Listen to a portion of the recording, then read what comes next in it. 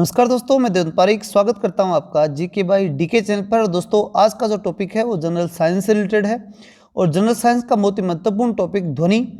और इसके लिए मैंने लगभग 80 से 90 क्वेश्चन मैंने लिए हैं, जिसके तहत ये टॉपिक कंप्लीटली हो जाएगा। इसके लिए मैंने इंपॉर्टेंट जो पिछले साल के क्वेश्चन है, इसके साथ ही जो अभी तक आए हुए विभिन्न प्रतियोगी परीक्षाओं के प्रश्न और ल्यूसेंट ऑब्जेक्टिव और इसके साथ घटना चक्र ऑब्जेक्टिव, इन सब का सम्मिलित रूप मैंने समाहित किया है। चलते हैं पॉइंट की तरफ। पहला प्रश्न है कि ध्वनि तरंगों की प्रकृति कैसी होती है। तो दोस्तों, ध्वनि तरंगों की प्रकृति होती है अनुदैर्घ्य प्रकृति। अगला प्रश्न है, निम्न में से कौन सा कथन ध्वनि तरंगों के लिए सत्य है।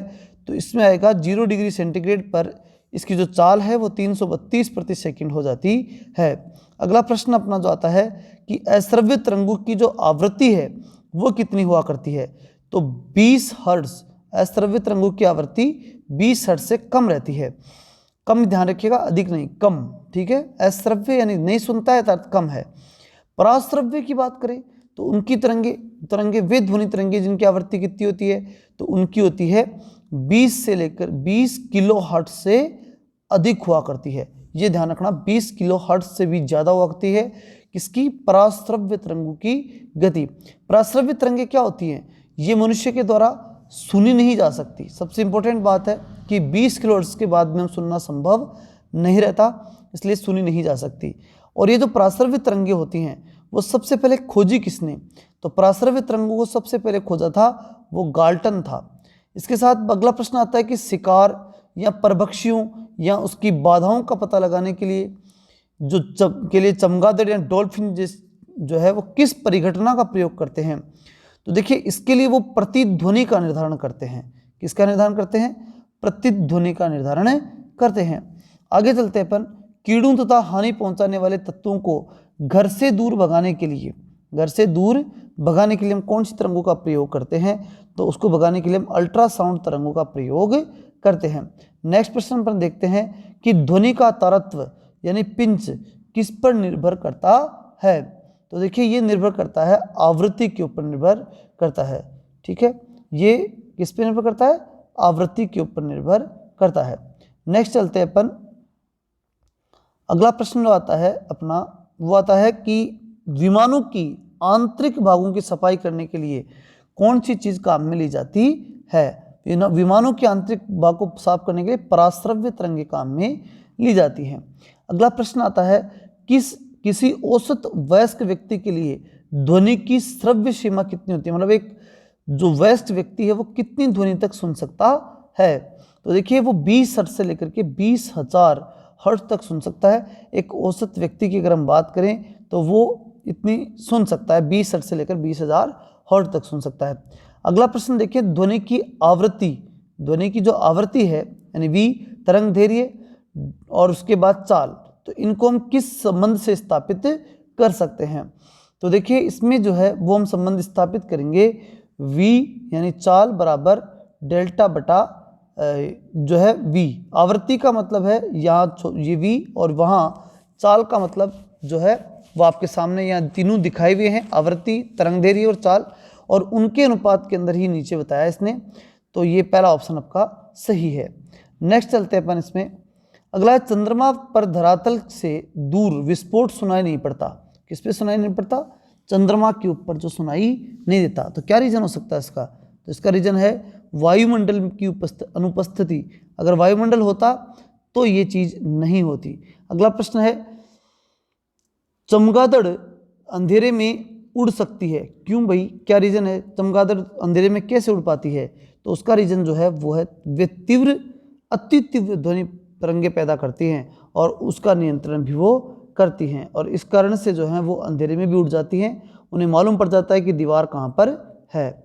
अगला प्रश्न देखते हैं कि चमगादड़ रात्रि में किसी वस्तु के बिना टकराए हुए उड़ती है, क्योंकि चमगादड़ों से इंफ्रासोनिक तरंगे निकलती हैं। तो क्या ये दोनों आंकड़े सही हैं, और अगर सही हैं तो क्या किस स्थिति पे हैं।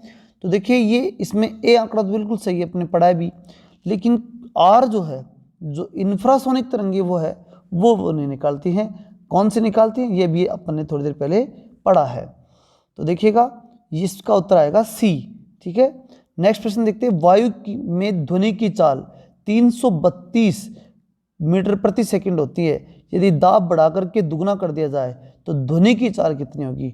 अगर आपने दाब बढ़ा दिया तो ध्वनि की चाल कितनी होगी?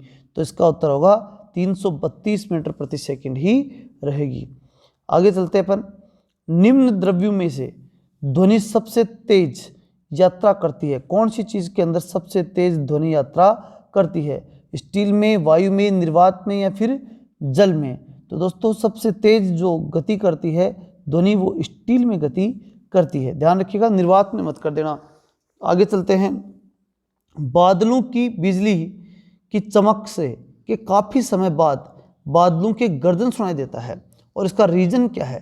क्या रीजन है कि गर्जन पहले हो जाती है और चमक बाद में? चमक के काफी बाद में हमें क्या दिखाई देता है? वापस समझिएगा प्रश्न को। बादलों की बिजली की चमक गया पहले और उसके काफी समय बाद में क्या सुनाई देती है? गर्जना। तो सर क्या रीजन होता है? इसका रीजन जो होता है वो होता है प्रकाश की चाल ध्वनि की चाल से क्या होती है? अधिक होती है, इसलिए पहले प्रकाश दिखता है और ध्वनि बाद में आती है। वायु में ध्वनि का वेग लगभग कितना होता है? तो वायु में ध्वनि का वेग लगभग 330 मीटर प्रति सेकंड हुआ करता है। किसका? वायु में ध्वनि का वेग। आगे चलते हैं। किसी माध्यम में माध्यम में ध्वनि सबसे अधिक चलती है, मतलब किस माध्यम, ऐसा कौन सा माध्यम इसमें सबसे तेज ध्वनि चलती है? तो इसका उत्तर आएगा ठोस के अंदर जो है वो सबसे अधिक तेज गति से ध्वनि चलती है। अगला प्रश्न है अपना, ध्वनि का वेग भिन्न भिन्न माध्यमों के अंदर जो है वो माध्यमों में कैसा होता है?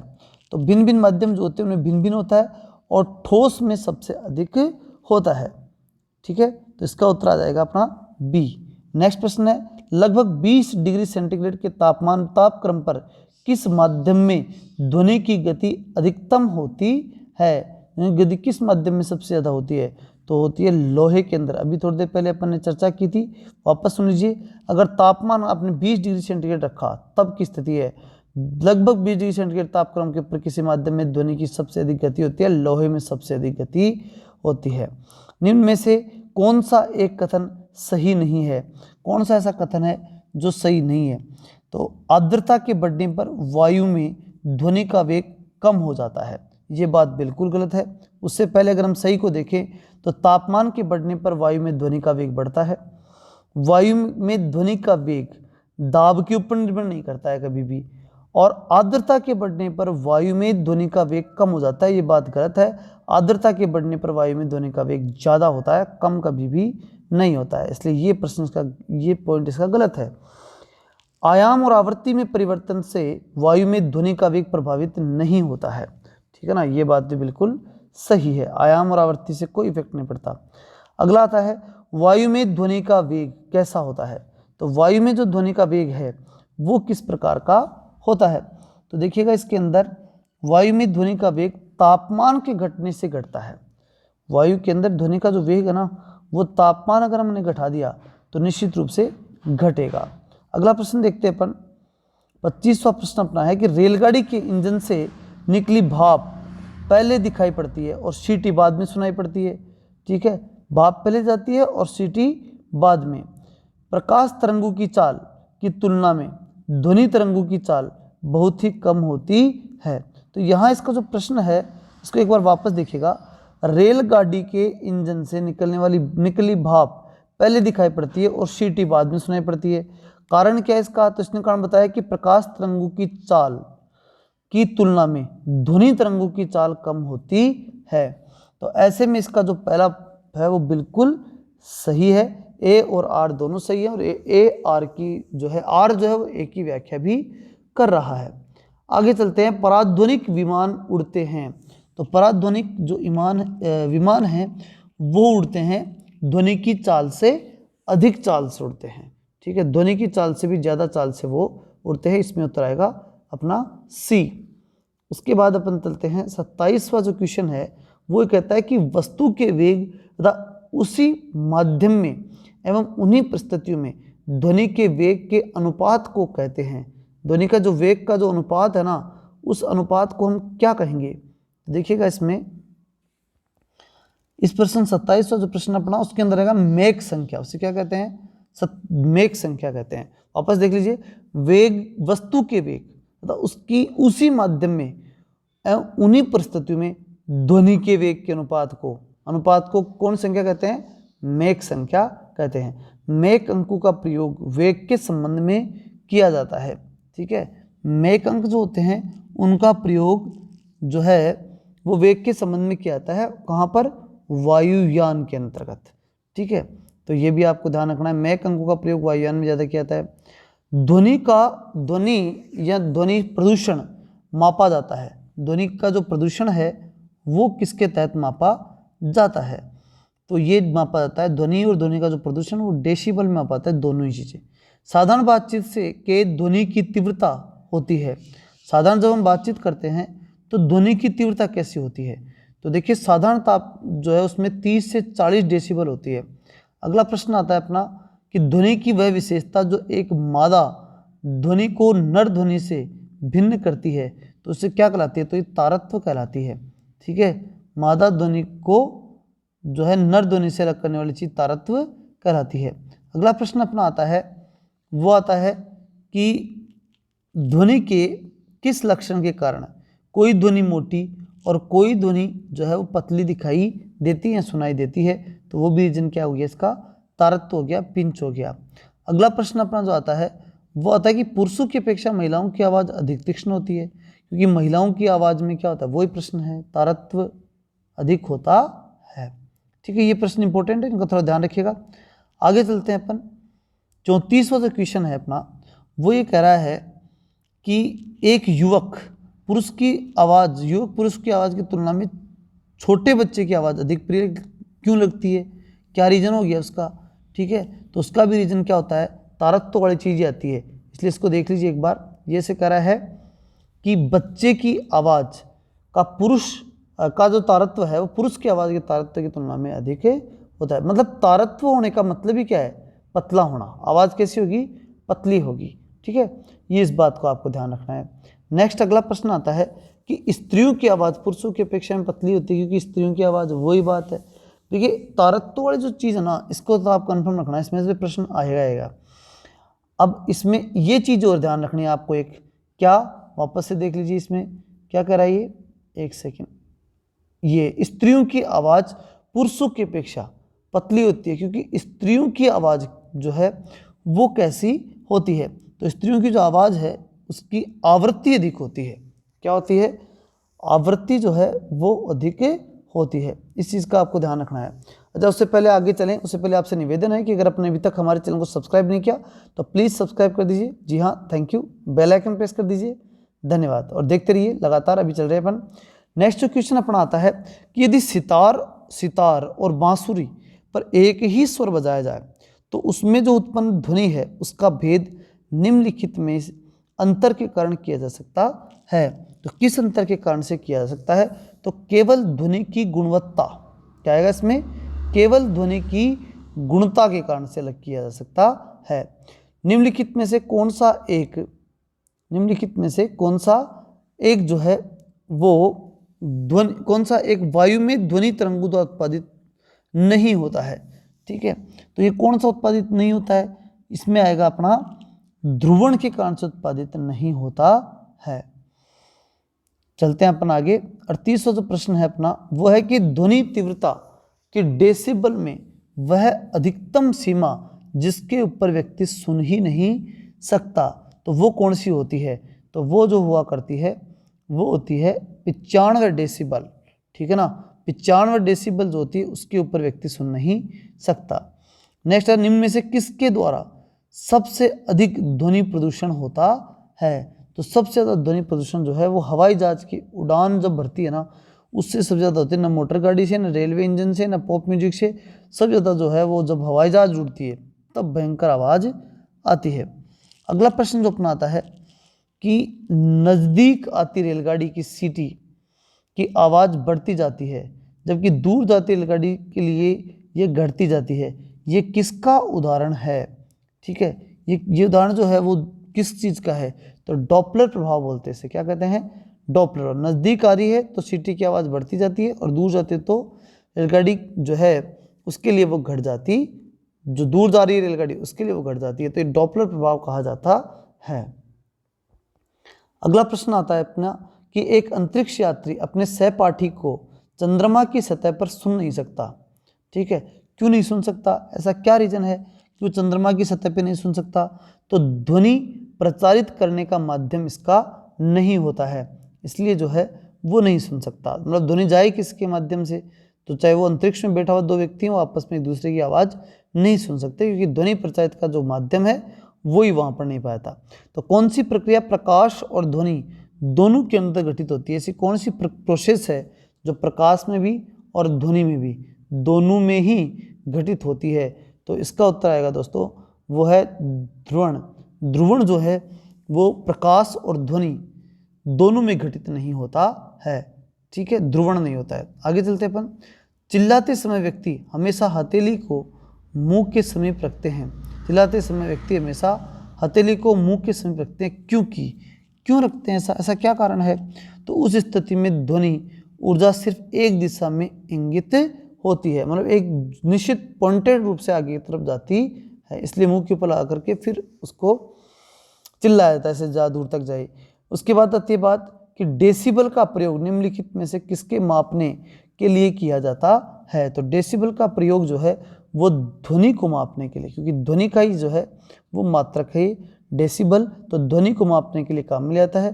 प्रतिध्वनि का कारण क्या है? तो प्रतिध्वनि का कारण जो है वो है ध्वनि का परावर्तन है।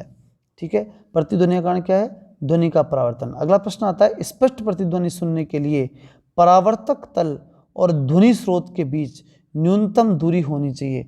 न्यूनतम दूरी कितनी होनी चाहिए? तो दोस्तों इसकी न्यूनतम दूरी किसके बीच की बात कराइए? प्रतिध्वनि सुनने के लिए आपको परावर्तक तल की और ध्वनि के स्रोत के बीच की, दोनों के बीच की जो दूरी होगी ना वो 17 मीटर होनी चाहिए। कितनी होनी चाहिए? 17 मीटर। अगला प्रश्न आता है अपना कि रडार की कार्यप्रणाली निम्न सिद्धांत के ऊपर आधारित होती है। रडार किस पे काम करता है?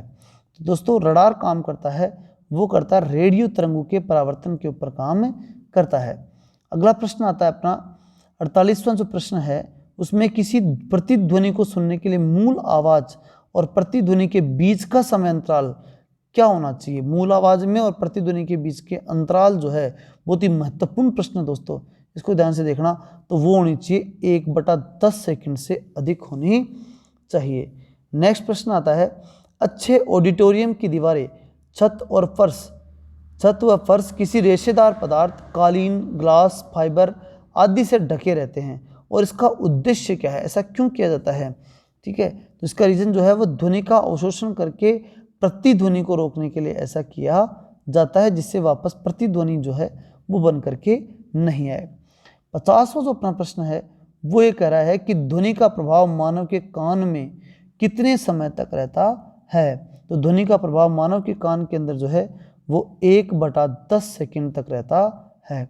अगला प्रश्न आता है दोस्तों कि ध्वनि तरंगे किसके कारण प्रतिध्वनि उत्पन्न करती हैं? ऐसा क्या रीजन है कि उसके कारण से प्रतिध्वनि उत्पन्न करती हैं? तो इसका रीजन है वो है परावर्तन। क्या रीजन है? परावर्तन। परावर्तन के कारण से प्रतिध्वनि उत्पन्न करती है ध्वनि की तरंगे। बहुत ही महत्वपूर्ण प्रश्न है, आरआरबी में आया हुआ है। एक व्यक्ति को अपनी प्रतिध्वनि सुनने के लिए परावर्तक तल से कितनी दूर पर खड़ा होना पड़ता है? परावर्तक तल से जो है उसे 56 फीट की दूरी पर खड़ा होना पड़ेगा। ठीक है, ध्यान रखिएगा, प्रतिध्वनि सुनने के लिए उसे परावर्तक तल से 56 फीट की दूरी पर खड़ा होना पड़ेगा। स्टेथोस्कोप ध्वनि के किस सिद्धांत पर कार्य करता है? स्टेथोस्कोप जो है वो ध्वनि के परावर्तक सिद्धांत के ऊपर काम करता है। ध्वनि के परावर्तक सिद्धांत के ऊपर काम करता है।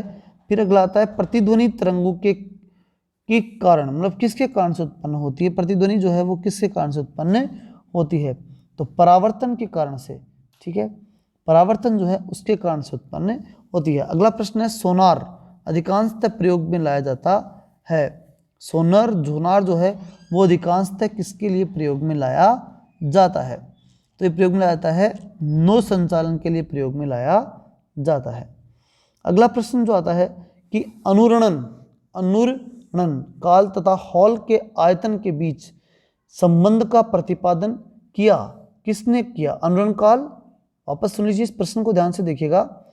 क्या बताया मैंने, अनुरणन काल तथा हॉल के आयतन, इन दोनों के बीच का जो प्रतिपादन है, ठीक है, वो किसने किया था? तो दोस्तों ये किया था सेबिन ने किया था। किसने किया था? सेबिन ने। अगला प्रश्न है गुंज हील हॉल का अनुसरण काल कितना होता है? अनुरणन काल। अनुरणन काल जो है ये ध्यान रखिएगा, अनुरणन काल तथा हॉल के आयतन के बीच का संबंध तो सेबिन ने दिया था, और जो गुंज हील हॉल डीड हॉल जो है उसका अनुसरण काल कितना होता है? तो इसका अनुसरण काल होता है 0 सेकंड। कितना होता है? 0 सेकंड होता है। अगला प्रश्न आता है जब सेना पुल को पार करती है तो सैनिकों को जो है वो कदम से कदम मिलाकर न चलने का निर्देश दिया जाता है। क्यों हर समय कदम से कदम मिलाने पड़ते हैं? ऐसा क्यों कि पुल के ऊपर नहीं कर सकते ऐसा? क्योंकि इसे पैरों की क्या उत्पन्न हो जाती है? ध्वनि उत्पन्न होती है, और उसके अनुनाद के कारण से पुल के टूटने का खतरा हमेशा बना रहता है, इसलिए ऐसा नहीं किया जाता। हम रेडियो की घुंडी घुमा करके विभिन्न स्टेशनों पे कार्यक्रम सुनते हैं, और ये कैसे संभव हो पाता है? तो इसका संभव होने का जो रीजन है वो है अनुनाद। ठीक है, इसका रीजन क्या होता है? अनुनाद। अगला प्रश्न जो आता है अपना वो आता है कि कहा जाता है कि जब तानसेन गाता था तो खिड़कियों के कांच या कांच के गिलास के टुकड़े टुकड़े हो जाते थे। यदि ऐसा संभव भी हो तो यह वह ध्वनि के किस गुण के कारण ऐसा संभव होगा? तो ये किसके कारण संभव होगा? अनुनाद के कारण ही संभव होगा। तो ध्यान रखिएगा, अनुनाद से जो है ये बात इस पर समझ सकते हैं अपन कि रेडियो स्टेशन के ऊपर चलने का कार्यक्रम, और दूसरी चीज़ जो है वो कांच के टुकड़े जो है ये सब अनुनाद के कारण ही संभव हैं। जब हम जल के नीचे सुराही भरने के लिए रखते हैं तो जैसे जैसे सुराही भरती जाती है वैसे वैसे हमें विशेष प्रकार की ध्वनि सुनाई देती है। तो इसका कारण क्या है? क्या रीजन है? ऐसा सुनने का रीजन क्या है? तो ये भी रीजन क्या होता है? अनुनाद ही होता है। ये रीजन क्या है? अनुनाद। अगला प्रश्न जो आता है वो है रेडियो का समस्वरण स्टेशन उदाहरण है। समस्वरण स्टेशन जो उदाहरण है वो किस चीज़ का है? तो ये भी अनुनाद का ही उदाहरण है। मैंने भी थोड़ी देर पहले आपको दोनों बातें समझाई हैं, ठीक है ना? तो इसको ध्यान रखिएगा।